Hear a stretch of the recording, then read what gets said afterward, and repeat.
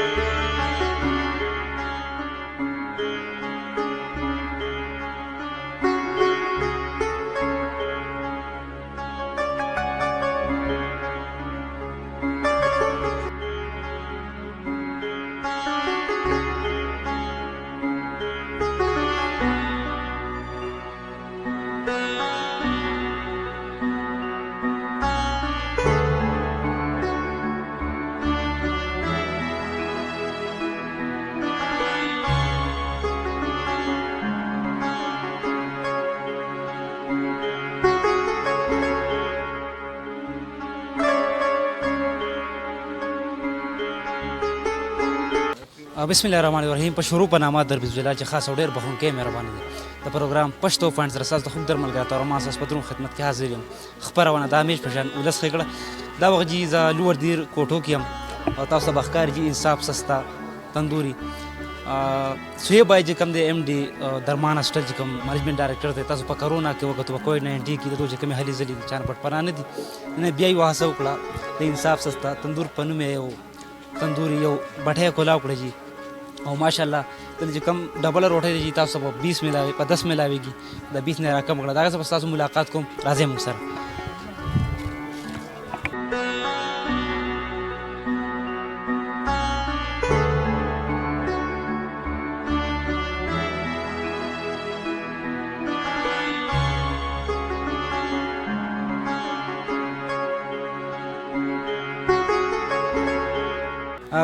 قدرمن کتوندو د انصاف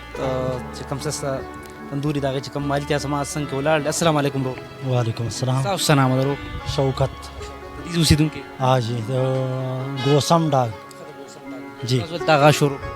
جی دلته موږ غا شروع دا ته ماشاءالله تاسو نن اولنې ورځ دا او روټي به تاسو په څو ورکوي په 10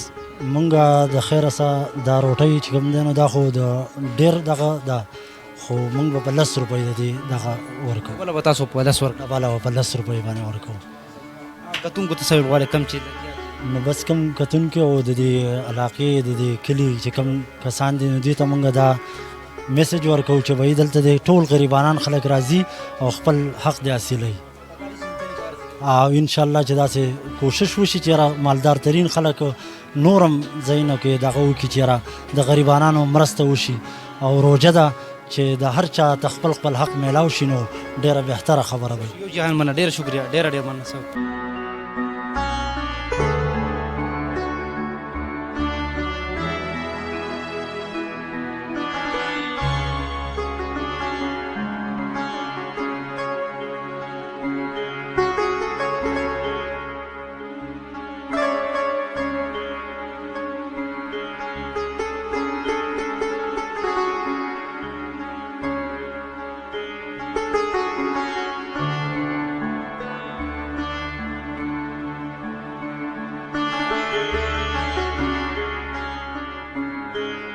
قدمو کتونکو دا سهیب د جی دا زموږ ریل هیرو دی د دیر تاسو په کووډ 19 کې وکړو ماشاءالله د مسلسل د هلې ځلې د کوم اکټیویټیز دي پوه شوي دا روانې دي او لا ستړی نه دی ماشاءالله لګیا دی روژه ده او ماشاءالله د کوټو پرې بازار کې یو انصاف سسته تندوري په نوم یې هوټل جوړ کړو دلته به د 20 روټۍ په 10 میلاویږي کوم چې موږ ته ډبله وایو او یو ځل ستاسو ډېر مشکور یم او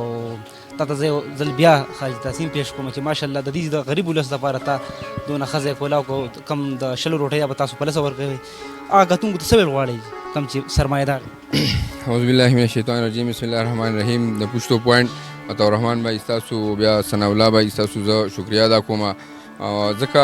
په خصوصي توګه ستاسو شکریا ځکه چې څنګه زموږ دا سفر روان دی همدغسې راسه ستاسو دا سفر هم روان دی که یو طرف ته مونږ هلې ځلې کوو نو بل طرف ته تاسو مونږ د میډیا په سکرین باندې د میډیا په ذریعه مونږ دنیا ته ښایي نړۍ ته مونږ پیغام رسوئ او په نورو خلکو کې د داسې څه کولو یوه جذبه د راپیدا کولو کوشش کوئ که پاکې څوک هم داسې یو د خیر ښېګړې کار وکړي نو پاکې به انشاءالله ستاسو بھرپور حصه نو ستاسو هم زه ډېره شکریا ادا کوم چې د حق اواز همیشه اوچتوئ بله خبره دا ده چې د کرونا د وجې دلته زمونږ د علاقو کاروباري کم نظام چې دی هغه مفلوج شوی دی مسلسل د یو کال نه او دغسې زمونږ کومه سفید پوشه طبقه چې وه هغه هم متاثر شوې ده نو مونږ له کم مخیر حضرات دي هغوی له په خپل چاپېرچل کې په خپل ګاونډ کې په خپل کلي کې د چا چې څومره وس دی همدغه سرکل کې هغې احساس پکار دی چې دا خلکو احساس وکړي سویب صاحب دا راته ووایې زه چې ګورم که نه خلک هوټلې جوړوي خو ګټې پکې کوي پوه شوې د غریب ولس نه ګټې کوي تاسو خو پکې ګټې نه کوئ دا ولې تاسو لیوني نه یئ دا خبره هم صحیح وکړه داسې مونږ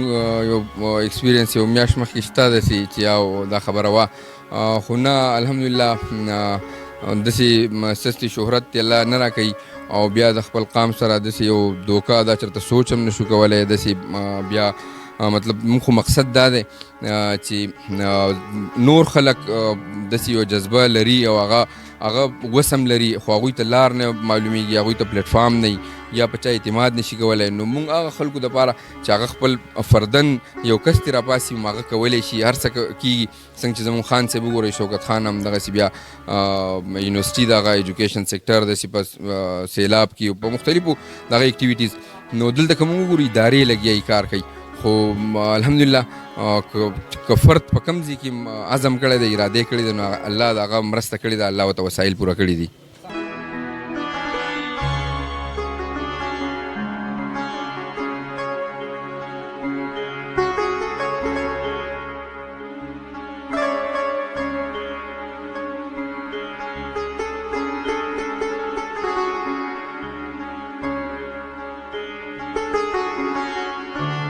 راته ووایه کله چې روژه شي خصوصي په پښتونخوا کې بیا پاکستان کې که نه هر څیز